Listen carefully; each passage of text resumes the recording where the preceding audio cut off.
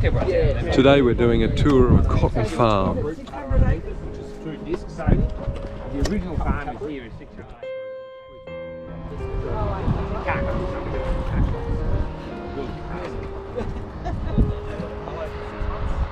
Obviously this has been harvested.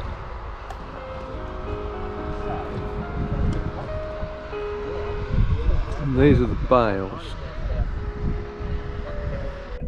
What they do at Weewar is they put it through a fumigation acid, and it takes it off without putting it through a liquid acid.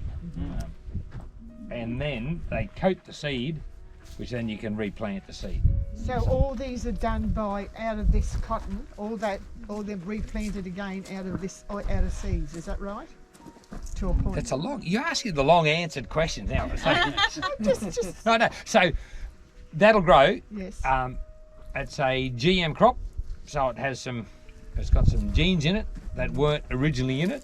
So that one of those, well, there's 3 genes in there that that produce a protein that kill Heliothis caterpillars. Heliothis caterpillars love eating cotton more than anything else in the world. So if you have conventional cotton without the 3 genes in it, the caterpillars will eat it until you kill them. And then more of them will come in the next week and they'll eat it until you kill them. So typically you'll end up spraying. Last time we grew conventional cotton that wasn't Bollgard producing protein, we sprayed 18 times. And that was using as much of the IP. So you use all the little good bugs to help you out to kill the bad bugs. But we still had to spray 18 times. So that wasn't normal. That was a really heavy year of spray. But normally you would be spraying with a conventional crop.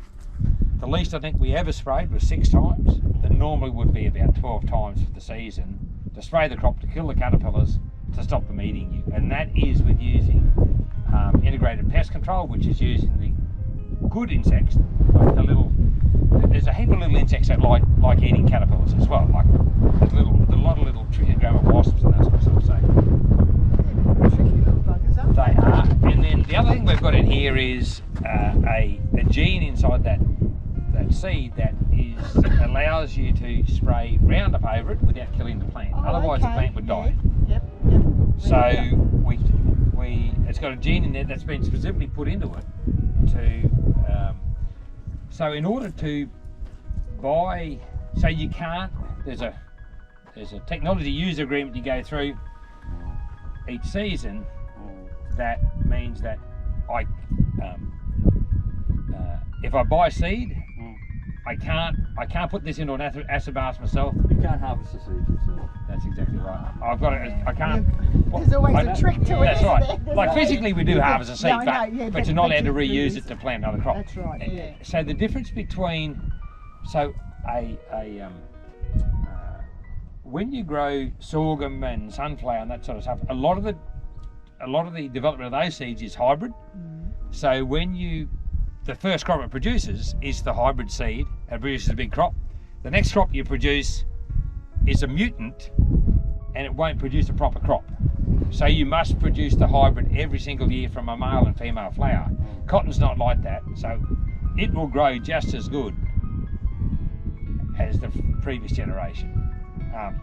But you're not allowed to, I'm not allowed to, I signed a technology use agreement saying that first of all I agree to the terms, then they'll sell me the seed, and then at the end of the season I come up with I carry a big box in, and I say this is for Monsanto. We've got a lot of money in it. So Monsanto, who own the... Here comes the truck. I think this is going to pick up the cotton bales. Hopefully we've got the guy down there who's got the great big tractor with spikes on the front that stick into the bales, and he'll lift them onto the truck.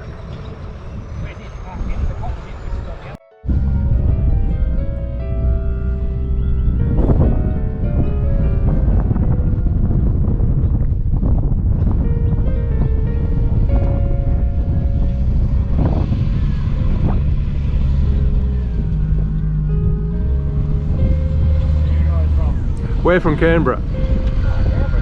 Get away from the cold. Oh, telling me.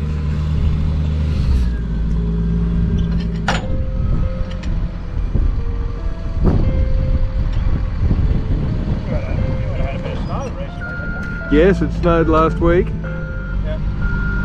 Nothing special, but you know, enough.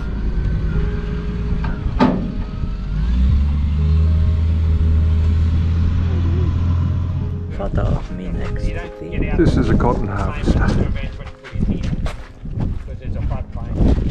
When you can't transfer water, are spinning around really quick, and we will show you how quick they spin. It's hard to imagine how quick they spin. And there's little prickles on them, and it spins clockwise. Work it out. And it does this, so the spindle's spinning around, and it grabs hold of a piece of cotton like that as it's going through the bush, and so that takes it off the bush. And it comes around here a bit further to what they call a doffer, and the doffer spinning the same direction. Come around this side. So it's spindle and drops it down here. There's a jet of air that comes out from this tube here. That one there's closed, and then it shoves the cotton there, and there's a venturi system here to shoot the cotton up into the accumulator. This picker's only got 4 heads on it because we're at 1.5 metre spacing. We changed over 3 years ago to 1.5 metre spacing. Wish I had done that 15 years ago. My water use efficiency, the way that I'm doing my farming, every farmer's doing something a little bit different about their water use efficiency. Some people have got different watering systems in, some put trickle in, some do bay irrigation to improve their efficiency. What we've done is gone to 1.5 metre rows, and that certainly has improved my water use efficiency over the season. So what it means, I've got less heads on here. We're now at River Sands Vineyard. We're going to be shown pruning. 25-year-old vines in this particular block.